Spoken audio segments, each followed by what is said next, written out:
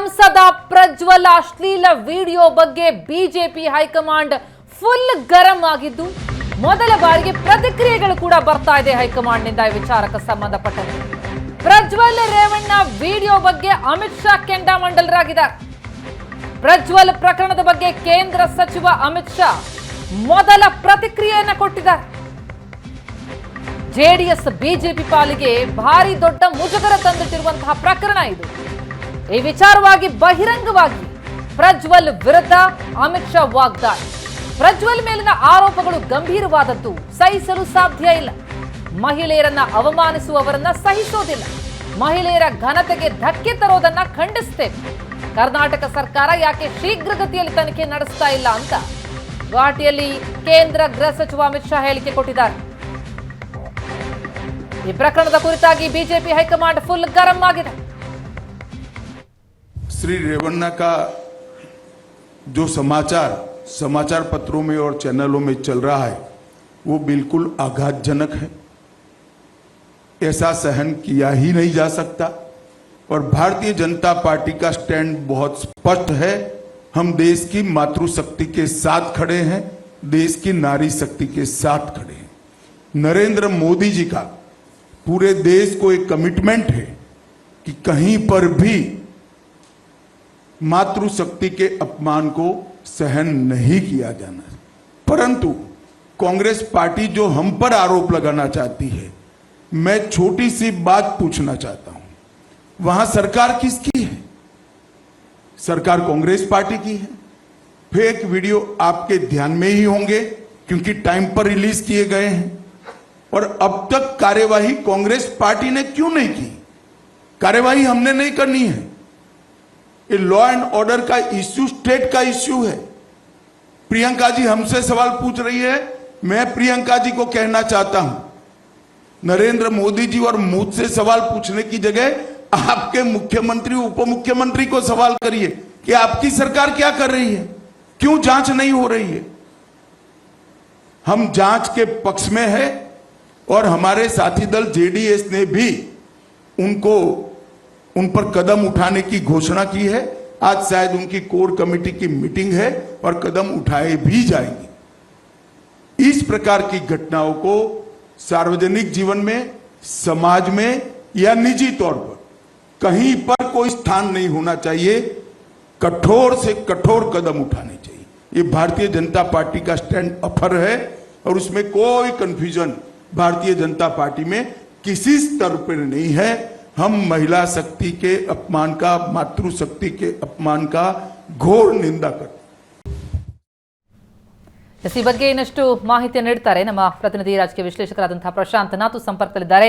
ಪ್ರಶಾಂತ್, ಪ್ರಜ್ವಲ್ ಪ್ರಕರಣ ಬಹಳ ದೊಡ್ಡ ಮುಜುಗರ ತಂದೊಡ್ಡಿದೆ ಮೈತ್ರಿ ಪಾಳೆಯಕ್ಕೆ. ಆದರೆ ಏನು ಹೈಕಮಾಂಡ್ನಿಂದ ಹೇಳಿಕೆಗಳು ಬರ್ತಾ ಇಲ್ಲ. ಮೋದಿ ರಾಜ್ಯಕ್ಕೆ ಪ್ರಚಾರಕ್ಕೆ ಬಂದಂತ ಸಂದರ್ಭದಲ್ಲೂ ಕೂಡ ಇದನ್ನ ಬಗ್ಗೆ ಮಾತನಾಡಿಲ್ಲ ಅನ್ನೋದ್ರ ಬಗ್ಗೆ ಕಾಂಗ್ರೆಸ್ನ ನಾಯಕರುಗಳು, ಅದರಲ್ಲೂ ಪ್ರಮುಖವಾಗಿ ಈ ಬಗ್ಗೆ ಪ್ರಿಯಾಂಕಾ ಬಹಳ ದೊಡ್ಡ ಧ್ವನಿಯನ್ನ ಎತ್ತಿದ್ರು. ಈಗ ಕೊನೆಗೂ ಹೈಕಮಾಂಡ್ ಮಾಹಿತಿಯನ್ನು ಕೊಡ್ತದೆ. ಹೈಕಮಾಂಡ್ ಗರಂ ಆಗಿ ಈ ಬಗ್ಗೆ ಖಂಡಿಸ್ತಾ ಇದೆ.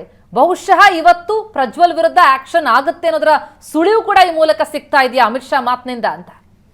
ನೋಡಿ ಪ್ರತಿಮಾ, ಮೊದಲೇ ಅಮಿತ್ ಶಾ ಜೆಡಿಎಸ್ ನಾಯಕರಿಗೆ ಸ್ಪಷ್ಟಪಡಿಸಿದ್ರು, ಯಾವುದೇ ಕಾರಣಕ್ಕೂ ಪ್ರಜ್ವಲ್ ರೇವಣ್ಣಗೆ ಹಾಸನದಲ್ಲಿ ಟಿಕೆಟ್ ಕೊಡಬೇಡಿ ಅಂತಕ್ಕಂಥದ್ದನ್ನ. ಆದ್ರೆ ಕುಮಾರಸ್ವಾಮಿ ಹೇಳಿದ್ರು ಕೂಡ ದೇವೇಗೌಡರು ಒಪ್ಪದೇ ಇದ್ದಾಗ ಕೊನೆಗೆ ಪ್ರಜ್ವಲ್ ರೇವಣ್ಣಗೆ ಹಾಸನದಲ್ಲಿ ಟಿಕೆಟ್ ಕೊಡಲಾಗಿತ್ತು. ಈಗ ಚುನಾವಣೆಯ ಹೊಸ್ತಿಲಲ್ಲಿ ಈ ವಿಡಿಯೋಗಳು ಹೊರಗಡೆ ಬಂದಿವೆ. ವಿಡಿಯೋಗಳು ಹೊರಗಡೆ ಬಂದ ನಂತರ ಕಾಂಗ್ರೆಸ್ನವರು ಬಿಜೆಪಿ ಮೇಲೆ ಆರೋಪ ಮಾಡ್ತಾ ಇದ್ರು. ಈಗ ಬಿಜೆಪಿಯವರು ಕಾಂಗ್ರೆಸ್ ಮೇಲೆ ಆರೋಪವನ್ನ ಮಾಡ್ತಾ ಇದ್ದಾರೆ. ರಾಜ್ಯ ಸರ್ಕಾರ ಕಾಂಗ್ರೆಸ್ ಇದೆ, ರಾಜ್ಯ ಸರ್ಕಾರಕ್ಕೆ 1 ವರ್ಷದಿಂದ ಈ ವಿಷಯ ಗೊತ್ತಿರ್ಲಿಲ್ವಾ?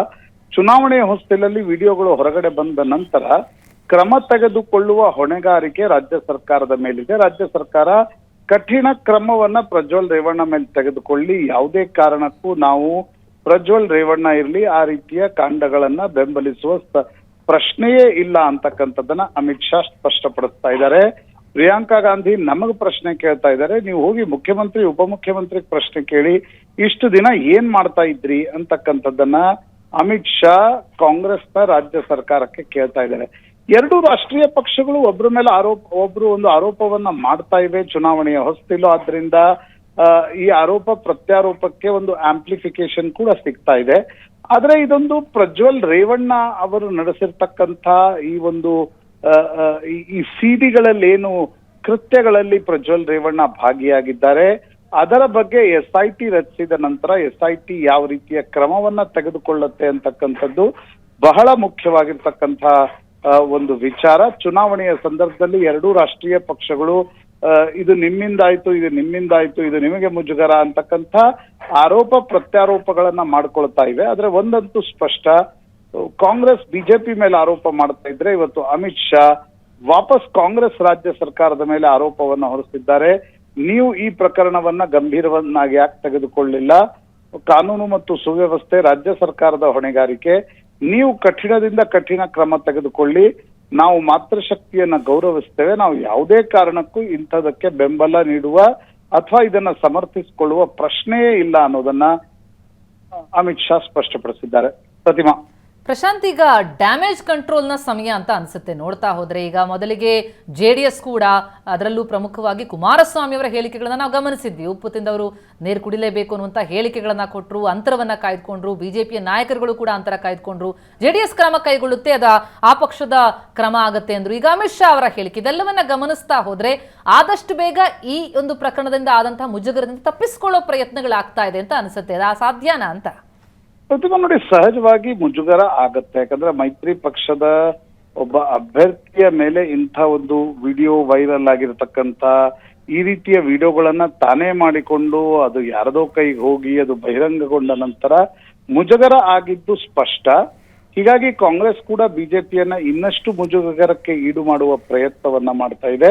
ಆದ್ರೆ ಅಮಿತ್ ಶಾ ಇವತ್ತು ಸ್ಪಷ್ಟಪಡಿಸಿದ್ದಾರೆ, ಪ್ರಜ್ವಲ್ ರೇವಣ್ಣಕ್ಕೂ ಪ್ರಕರಣಕ್ಕೂ ನಮಗೂ ಸಂಬಂಧ ಇಲ್ಲ, ನಾವು ಯಾವುದೇ ಕಾರಣಕ್ಕೂ ಅದನ್ನ ಬೆಂಬಲಿಸಲ್ಲ.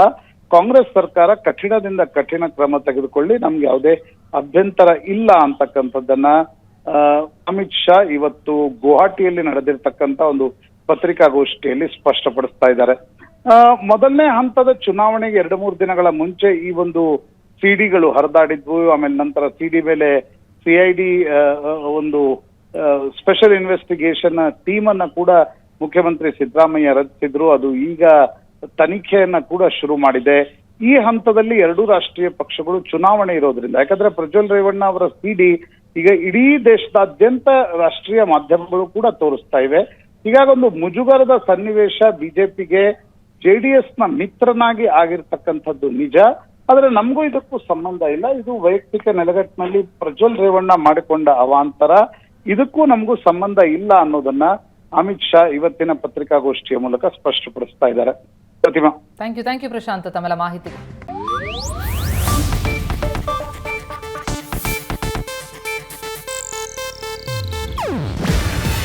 ಇದು ಏಷ್ಯಾನೆಟ್ ನ್ಯೂಸ್ ನೆಟ್ವರ್ಕ್ ಪ್ರಸ್ತುತಿ. ನೀವು ನೋಡ್ತಿದ್ದೀರಾ ಏಷ್ಯಾನೆಟ್ ಸುವರ್ಣ ನ್ಯೂಸ್.